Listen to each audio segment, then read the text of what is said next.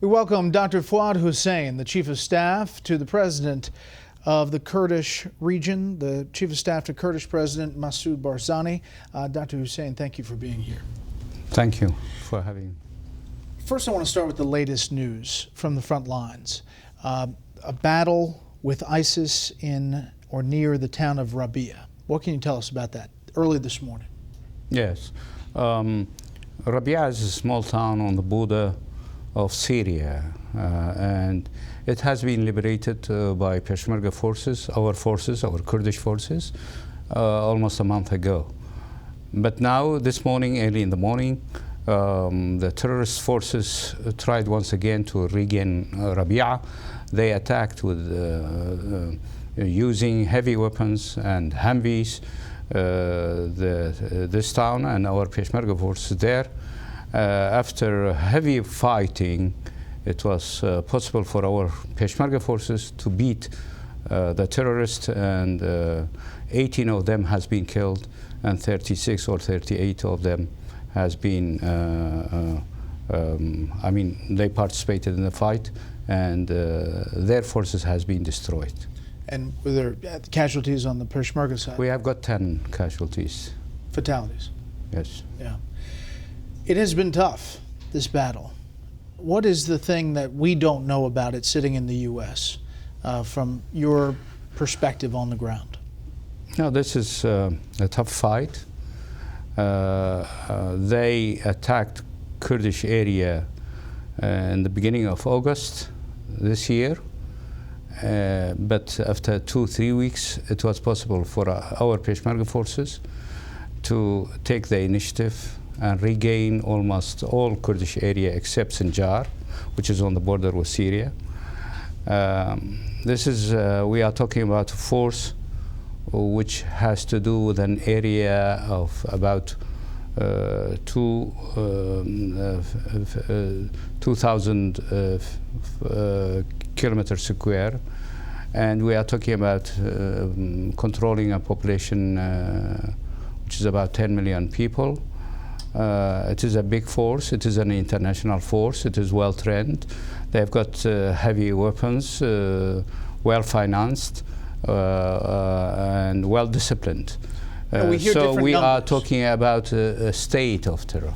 We hear different numbers about the ISIS terrorists, you know, the number of their forces. Yes. Are we underestimating that? I think so. I think the numbers which has been mentioned, talking about 20,000 or 30,000, is not the right number, because when we talk about a large area which ISIS control, which is 1/3 of Iraqi territory and 1/3 of Syrian territory, and we are talking about more than 10 cities, big and small. So that means controlling these cities needs security, but at the same time they are fighting in the same day in 4, 5, 6 front lines. So that means they have got big forces, but also they are running their state. And running their state, it means they have got Department of Health, Department of Education, Department of Religious Affairs, Department of War, Department of Legal Department. So those people who are doctors or engineers, one day they are engineers, or one day they are doctors, but the other day they are ready to be their fighters because they believe in their fight, and they are terrorists. I've had a number of figures from your government on this show, and they've talked about the imbalance of the weapons of the Peshmerga versus ISIS. Has the U.S. provided the Kurds with heavy weapons you need to correct this imbalance yet? Not yet, not yet. The U.S. government supported us in the first place with the airstrike, and airstrike were effective, and they are effective. But at the end, we are talking about ground forces. Ground forces, you need manpower, but also firepower. As far as manpower, we have got the Peshmerga forces, and to be honest, unfortunately, we are alone. There are many talks about other forces, such as Sunni forces or Iraqi army forces. Okay, we hope that they will be one day with us and fighting. They're not there yet. But they are not yet there. They are not yet ready. And as far as firepower, we have got light weapons, and we received some munition, some weapons, equipment from Western countries, including United States. But we are talking about a long fight. We are talking about liberating all these cities.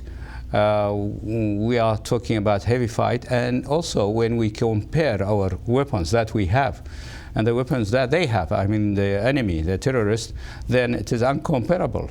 So that means we need different kinds of weapons. We need more weapons because this fight will be a long fight. The last time we talked to the Deputy Prime Minister, he said that one of the issues was that everything has to go through Baghdad, and that the U.S. is still going through Baghdad and has not provided anything directly besides AK-47s to you, the Kurds. Is that still true? It is still going through Baghdad. That's right. That's right. One of the reasons why we are here to talk about this. I mean, if it goes through Baghdad, then they must convince Baghdad, and also we will have this discussion with Baghdad, that the weapons which comes to Kurdistan must be sent as soon as possible from Baghdad to Kurdistan. But sending weapons through Baghdad, that means delaying. That means it costs money, it costs time, while on daily basis we are in fight with the terrorists. So it will be better actually to send weapons directly to Iraqi Kurdistan and inform Iraqi government about that. The intel we've received is that the response has been, we're doing what we're doing, we're going through Baghdad. So far, no new heavy weapons, no armored vehicles, no helicopters, and you only have 2 helicopters on loan from Baghdad to patrol the entire 650-mile border with ISIS. Now it is 1 helicopter. One, because... Yeah, because one of them has been hit. So that's all true. So we have got 1 helicopter. And no heavy weapons. No heavy weapons, not yet. No. One of the reasons you say why not we yet, are but here, you're not. You don't seem incensed. It's August. We are raising this this question. United States has said and announced it. Even President of the United States announced it, that the target is to weaken and destroy ISIS. Then the main question is, how are you going to do that? Who is going to do that? When are you going to do that? If it is about how are you going to do that, on the ground, the only forces now, until now, we hope that we will have Iraqi army in the future. We hope that Sunni tribes will join us in this fight. But now we are alone. So the only mean to fight ISIS, they are Kurdish fighters. And to fight ISIS with light weapons, you cannot reach the target. If the American government wants to reach the target, then we need support and help from the United States. This is a terrorist organization. This is an international organization. It is a threat for us. It is a threat for the region. But at the end, it is also a threat to Western societies. With respect, I've had this conversation now with multiple members of your government, saying this exact same thing about the U.S. government that has pledged to go after ISIS and degrade it and destroy it. Our president has said that. But yet they have given you no heavy weapons, no armored vehicles, and no helicopters to fight the fight that the Peshmerga are fighting on the ground. True? That's true. But that's pretty remarkable if it's November and August. We are asking that. We are asking American administration, American government to help us and support us. Otherwise, perhaps we can defend our area, but we cannot help to liberate other areas. And to have ISIS as a neighboring state, it will be dangerous for us, but also for Baghdad, but also for the region. So that means all our targets, which we have put it in a framework, this is our target, and we will reach this target soon, that will be far away from the reality. When you get together and you talk about the U.S. and what's not happening, why do you think it's not happening? This is, of course, this question must be asked. And we do. We, U.S. government. But we think that it has to do with the policy which says that everything must go through Baghdad. Okay, let's have it through Baghdad. But Baghdad must have a functional government. That's one. Second, even if it goes through Baghdad, let's make it clear. I mean, a clear percentage of the weapons must go to Kurdistan. Let's help each other. This is not our fight only. It is also your fight. If you want to be together, and we have got a common target, we need your support. We need your help. But the bottom line, is that Baghdad has some reticence, some question about providing the Kurds weapons. Why? Because the sovereignty effort that the Kurds would make eventually in the future? Baghdad, some of them in Baghdad, they are raising these kinds of issues. But the reality is we are also in Baghdad. So without our support to Baghdad, Baghdad cannot be the capital of the country. So we hope that we will have a functional government. We hope that we can help the political process in Baghdad. But at the same time, we are engaged in a daily fight against terrorists. We are talking about being there or not. We are talking about that the terrorists, they want to destroy our country, our life. The terrorists, they want to occupy our areas. The terrorists, they want to occupy the oil fields in our area. And at the end, they will be a threat for everybody.